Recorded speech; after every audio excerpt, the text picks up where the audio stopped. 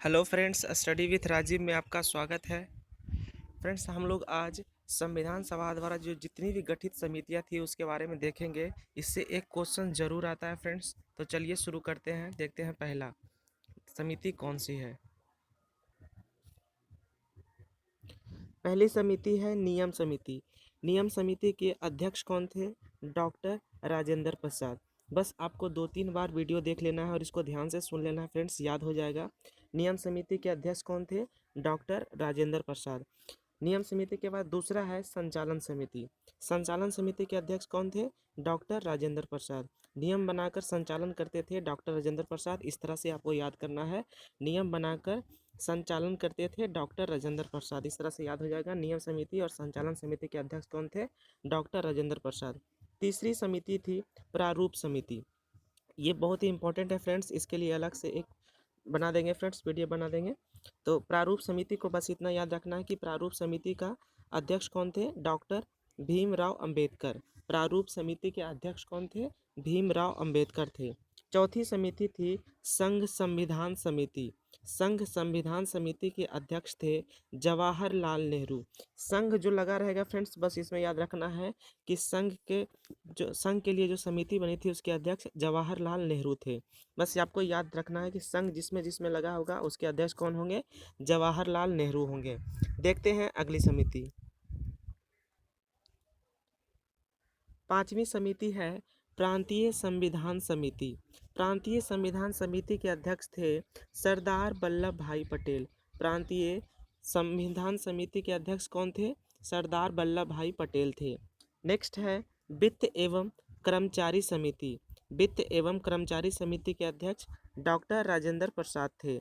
वित्त एवं कर्मचारी समिति के अध्यक्ष कौन थे? डॉक्टर राजेंद्र प्रसाद। अगला है सलाहकार समिति। सलाहकार समिति के अध्यक्ष थे सरदार वल्लभ भाई पटेल। सलाहकार समिति के अध्यक्ष कौन थे? सरदार वल्लभ भाई पटेल। और याद रखिएगा, सलाहकार समिति के 4 उप समितियाँ थी। याद रखिएगा, क्वेश्चन बनते हैं कि सलाहकार समिति के कितनी उप समितियाँ थी, तो याद रखिएगा 4 उप समितियाँ थी। इम्पोर्टेंट है। तो देखते हैं वो 4 उप समितियाँ कौन कौन सी थी और उसके अध्यक्ष कौन थे। सलाहकार समिति की पहली उप समितियाँ थी मूल अधिकार उप समिति, जिसके अध्यक्ष कौन थे? जेवी कृपलानी। मूल अधिकार उप समिति के अध्यक्ष कौन थे? जेवी कृपलानी। अगला है अल्पसंख्यक उप समिति। अल्पसंख्यक उप समिति के अध्यक्ष थे H.C. मुखर्जी। ये सब सलाहकार समिति की उप समितियाँ थी। अगला है पूर्वोत्तर सीमा जनजाति क्षेत्र और असम आदि की उप समिति, जिसके अध्यक्ष कौन थे? गोपीनाथ बारदोली। अगला है अपवर्जित और भागत अपवर्जित क्षेत्र असम को छोड़कर, इसके अध्यक्ष कौन थे? जे निकोल्स राय। तो इस तरह से ये जो 4 उप समितियाँ थी फ्रेंड्स, ये सलाहकार समिति की उप समितियाँ थी। याद रखिएगा, इंपॉर्टेंट है। इससे एक क्वेश्चन जरूर आते हैं फ्रेंड्स। जितने भी समिति हैं उससे एक क्वेश्चन आपको जरूर देखने को मिलेगा। तो चलिए देखते हैं अगला उप समिति कौन सी है। अगली समिति है संघ शक्ति समिति। अभी बताएं फ्रेंड्स कि जिसमें संघ लगा होगा उसके अध्यक्ष होंगे जवाहरलाल नेहरू। देखिए, संघ शक्ति समिति के अध्यक्ष कौन है? जवाहरलाल नेहरू।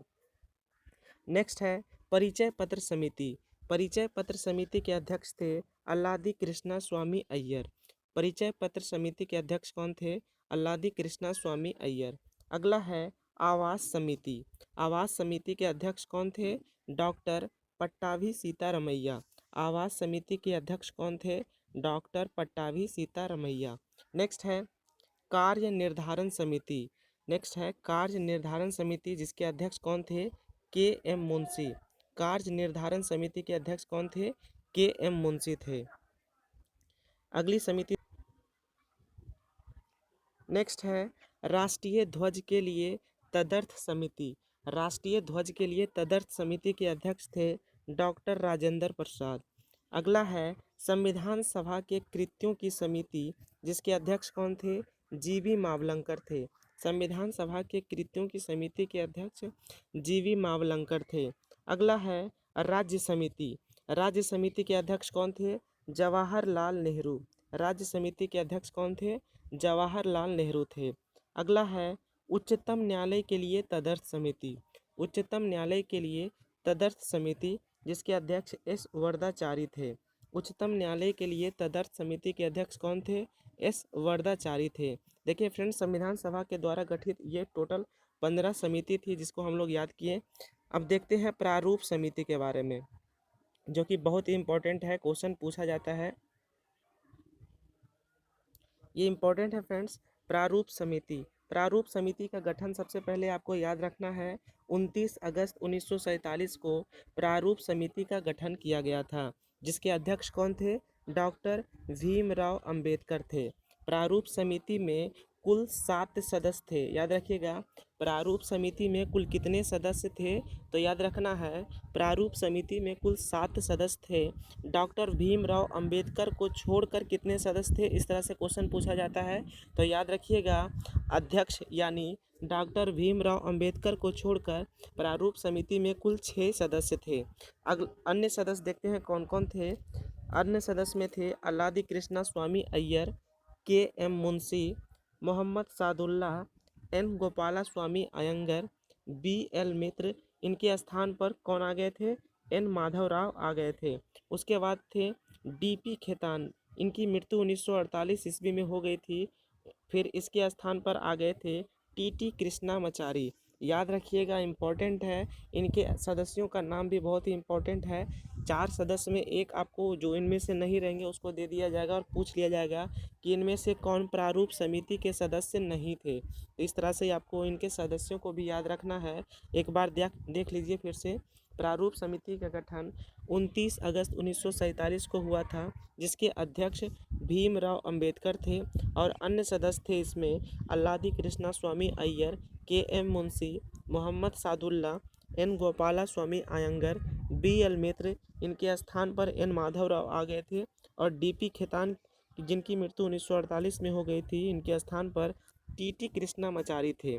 इस तरह से समिति जो जितने भी इम्पोर्टेंट समितियां थी ये समाप्त होता है फ्रेंड्स। मिलते हैं नेक्स्ट वीडियो में, तब तक के लिए जय हिंद।